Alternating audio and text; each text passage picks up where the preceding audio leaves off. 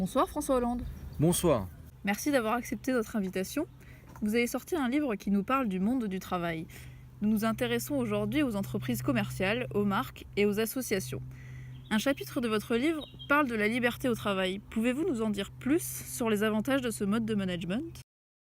Tout d'abord, merci de me recevoir sur votre plateau. Comme le livre l'explique très bien dans le chapitre 12, chaque salarié a besoin de progresser, développer son autonomie et prendre de plus en plus de responsabilités.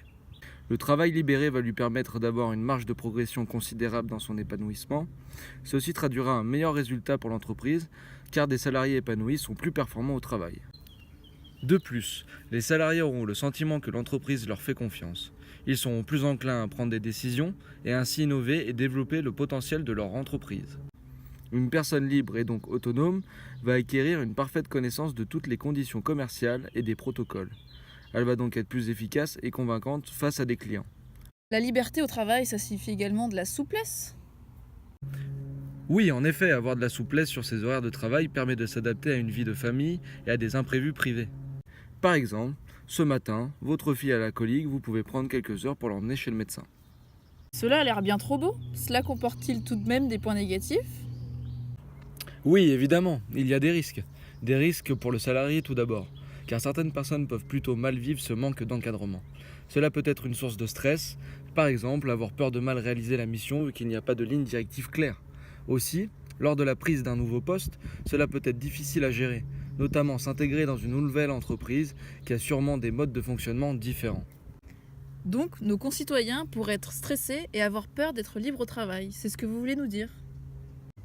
Oui, car il y a des abus possibles par les entreprises, faisant preuve de fausse gentillesse. En effet, donner beaucoup de liberté au travail est un peu traître. Si on a des objectifs à atteindre, on va avoir tendance à plus travailler en se disant qu'on leur doit bien ça.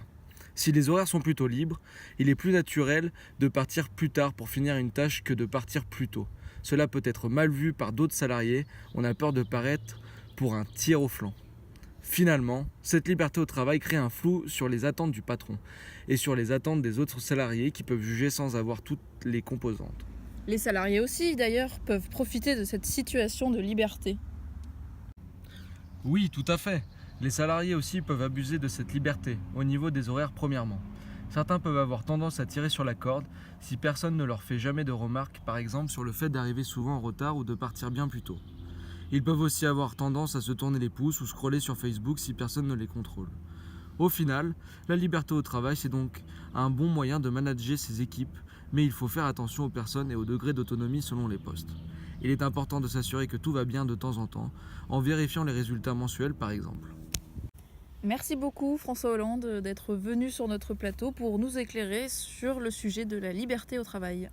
Merci beaucoup.